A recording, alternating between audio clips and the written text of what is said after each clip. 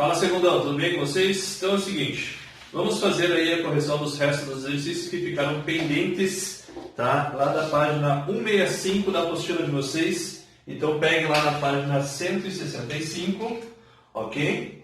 Então, primeiro o exercício de número 3, página 165. Estamos lá na aula de número 19 e 20. Então é o seguinte, o cara falou assim: a figura a seguir representa um esboço gráfico de uma função y igual a mais b seno de x sobre 4, que é muito útil quando se estudam fenômenos periódicos, como por exemplo o movimento de uma bola vibrante, beleza? Então o produto das constantes a e b. Olha só, meus queridos, função seno, comportamento aqui é a função seno, a nossa senoide, e o que é interessante que a gente pode tirar aí? Lembra que a gente comentou com vocês que a imagem da função, ela sempre vai do intervalo que vai de a menos b até a mais b, quando eu tenho a função na forma y igual a mais b seno de cx mais d. Então, ele quer saber o produto do a vezes b. Só que ele colocou em letra maiúscula, mas nada mais é do que o a e b aqui da nossa função que a gente já escreveu. Tudo bem? Então tá. Olha só, o que você vai fazer? O a mais b sempre é o maior valor da função. No caso aqui, 5. Então você vai escrever assim: a mais b é igual a 5. E o a menos b, você vai tirar o mínimo da função. A menos b é o mínimo. Olha a imagem aqui. A imagem da função, como eu já tinha explicado para vocês no gráfico, ela está aqui, ó. Belezinha? Então o menor valor é menos 1. Tranquilaço. Coloca aqui menos 1. E aí você tem um sisteminha de equação que você pode resolver pelo método da adição. B com menos b corta. Tchau, tchau. Vai ficar 2a igual a 4. Portanto, a igual a 2. Descobrimos o a.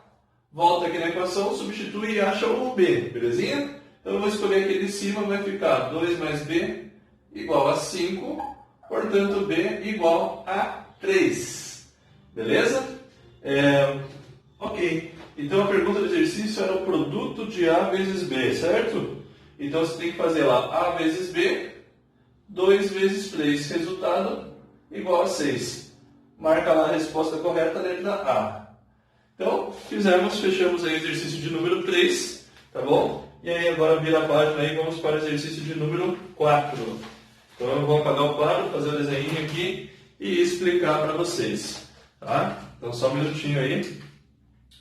Então agora vamos dar sequência à questão de número 4 aí com vocês, meus queridos. Ele fala assim, ó: o pistão de um motor se movimenta de cima para baixo dentro de um cilindro, como mostra essa figura aqui. Então eu fiz a figura, tentei desenhar aí, como está aí na apostila de vocês, né? Por isso que demorou um pouquinho. Mas, então assim, você tem aqui, ó, o pistão ele se movimenta conforme ele injeta, vai queimando combustível, vai fazendo aqui um gás e ele vai empurrando, vai para cima e para baixo. Tem uma compressão aqui e aqui vai fazendo um movimento circular, esse eixo vai fazendo um movimento circular. Como tem um movimento circular, a gente pode descrever esse movimento através de uma função.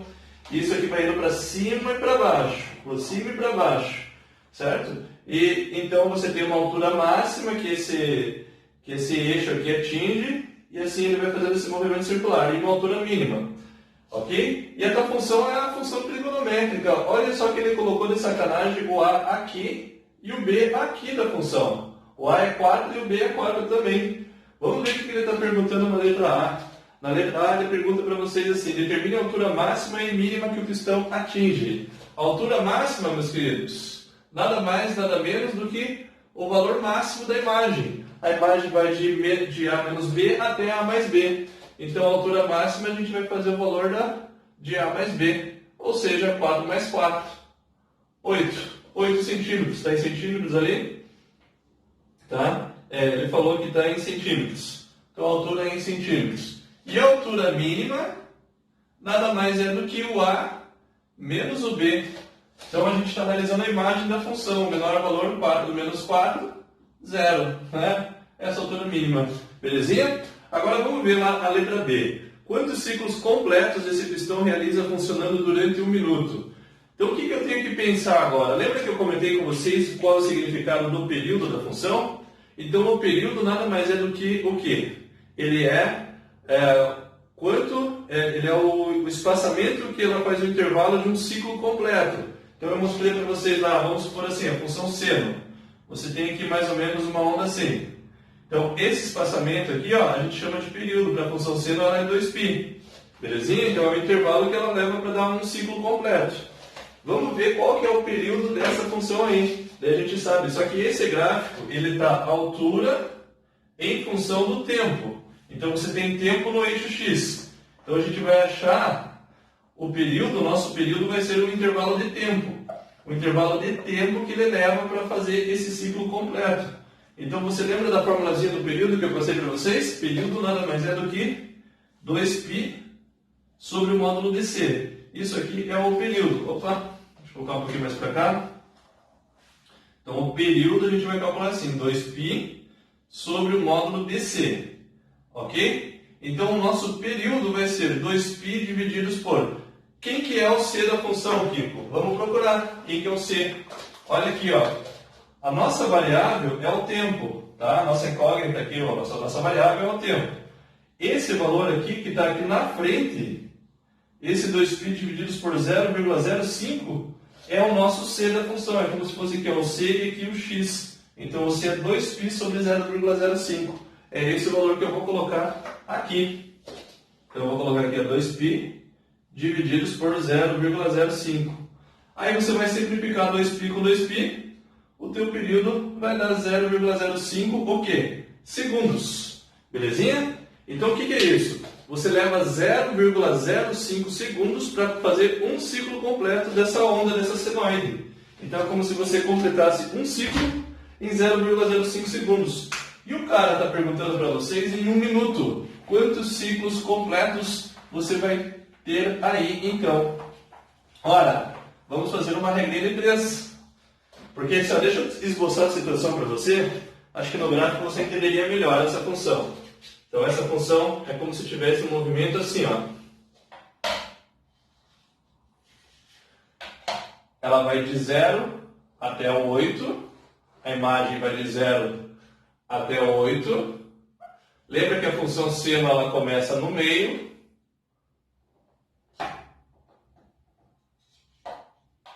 Vamos supor, opa, não fiz bem na metade, mas só para você entender graficamente que seria legal você perceber como é que está acontecendo esse movimento aí. Deixa eu colocar o 8 aqui. E aqui está 15, 7,5. Aqui na metade mais ou menos.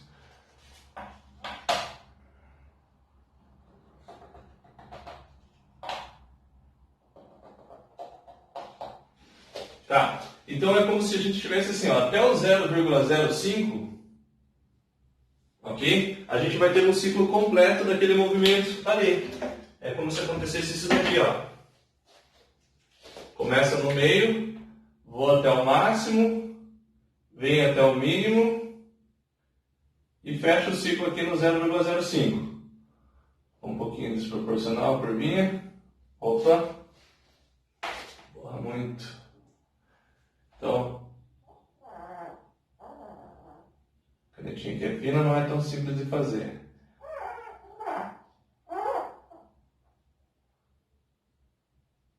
Mas o teu gráfico seria mais ou menos assim, daquele movimento. Ó, a imagem vindo de 8 até 0, o máximo da altura é 8 e o mínimo é 0. Eu acho que você já sacou. Então aqui você tem o teu período, que é 0,05 segundos, certo? E agora ele está perguntando em 1 minuto, em 60 segundos nesse eixo, quantos ciclos iguais você ia conseguir completar aqui. Então nós vamos fazer uma regrinha de 3. Qual que? Você vai falar assim, ó, um ciclo ele leva 0,005 segundos. 1 minuto tem 60 segundos. Então isso daqui vai me dar, sei lá, x ciclos. Então é essa quantia que você vai fazer. 60 divididos por 0,05. Vai multiplicar cruzado aqui. Vai ficar 0,05x igual a 60. Divide aí 60 por 0,05. Se você fizer essa continha, você vai chegar a x igual a 1.200 ciclos completos. Você vai conseguir colocar 1.200 ciclos completos aí nesse intervalo de tempo de 60 segundos. Ou seja, em 1 minuto você tem 1.200 ciclos completos desse pistão. Belezinha? Então fechamos esse exercício. Eu acho que deu para entender, ficou bem claro. E agora a gente vai para o número 5. Show? Let's que let's. Vou apagar o quadro. Questãozinha então aí de número 5, tá? O NESP, ele fala assim, meus queridos. A situação normal, observa-se que os sucessivos períodos de aspiração e expiração de ar dos pulmões em um indivíduo são iguais em tempo. Então, aspiração e expiração elas são iguais em intervalos de tempo. É isso que ele está dizendo assim, ok? Bem como na quantidade de ar inalada e expelida. A velocidade de aspiração e expiração de ar dos pulmões do indivíduo está representada pela curva no gráfico. Então, você tem aqui a velocidade, que ele está inversamente em relação ao tempo, e aqui nós temos o tempo, no eixo X. Aí ele fala assim, sabendo que uma pessoa em estado de repouso, um ciclo de aspiração e expiração, para fazer todo esse ciclo completo, ele leva 5 segundos. O que o cara te deu aqui diretamente já? Ele te deu o período, lembra que o período é todo esse espaçamento?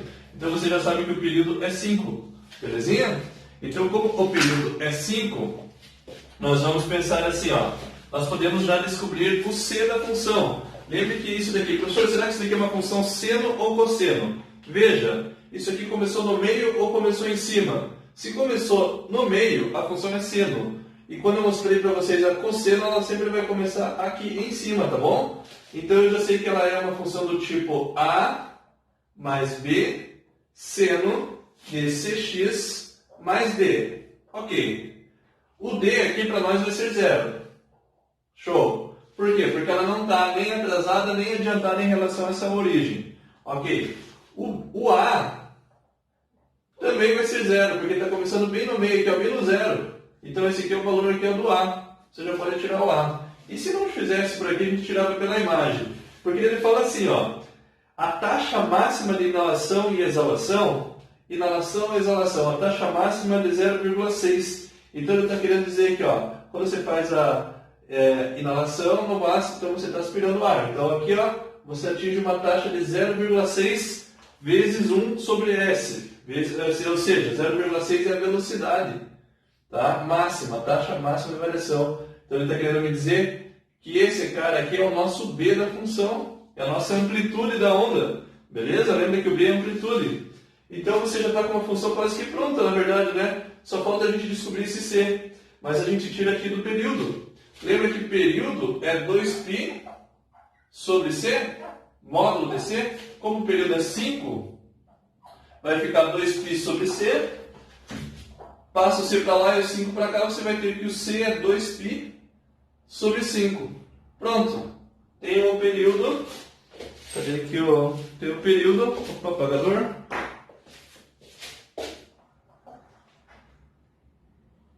Com o período nós temos o C. Agora praticamente acabou o exercício, né, meus queridos? O A é 0, o D é 0, o B é 0,6.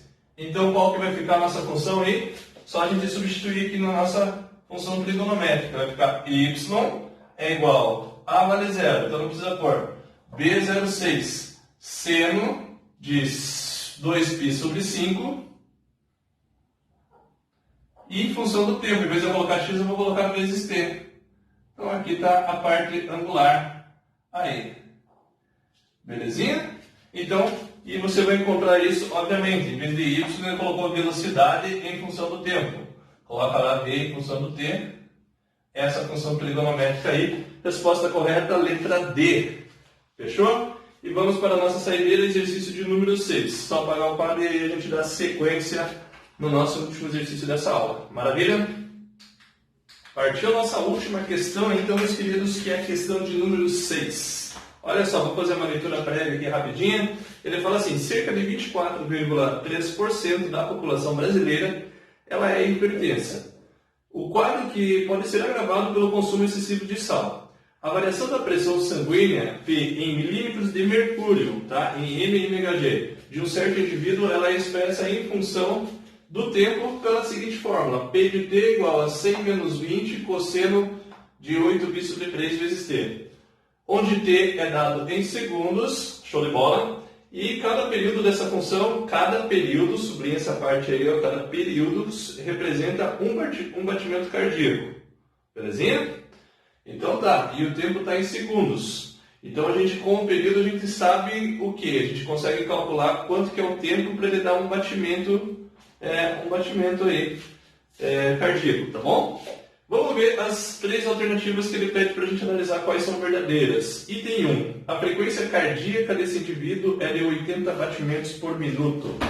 Então, cara, eu preciso descobrir primeiro quantos segundos ele leva para dar um batimento. Se eu souber em quantos segundos, a gente consegue descobrir em 1 minuto através de uma regra de 3, parecidíssimo com o que a gente fez no exercício anterior. Então vamos lá, então eu preciso descobrir o período. Primeiro aqui, vamos lá, primeiro, período.